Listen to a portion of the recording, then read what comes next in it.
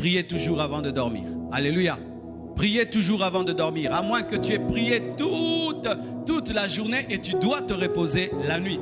Mais si tu as eu une journée normale, mes frères, priez toujours avant de dormir. Je viens d'avoir une expérience qui a conforté ma position. Dernièrement, j'avais prêché et j'étais rentré à la maison très tard. Parce que des fois, je quitte ici à 22h, mes frères.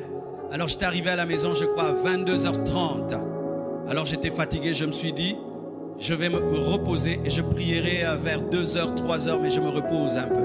Je n'avais pas respecté mon programme de prier avant de dormir. J'ai dit non, je suis vraiment fatigué, je vais dormir et 2h, 3h, je vais me réveiller pour prier.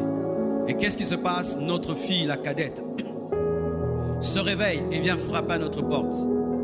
Qu'est-ce qu'il y a? Oh, j'ai entendu une voix. Où? Une voix dans ma chambre.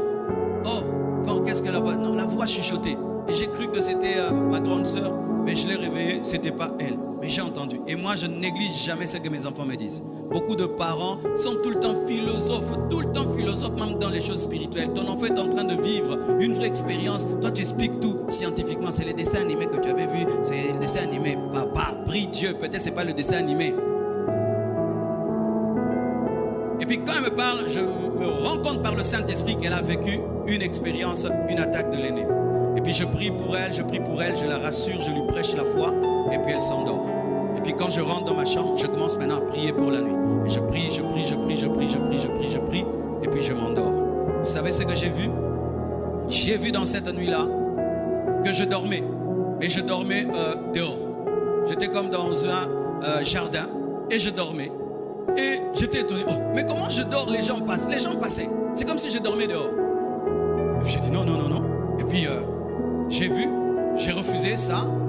Et puis je suis allé maintenant dans la maison.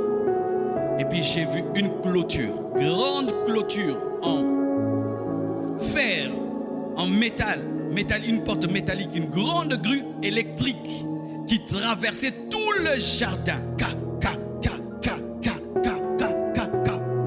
Ça bloquait. Et puis Dieu m'a dit, c'est ce qui arrive. Quand tu pries, tu scelles ta maison. Vous fermez les portes physiques de vos maisons. Est-ce que vous fermez les portes spirituelles?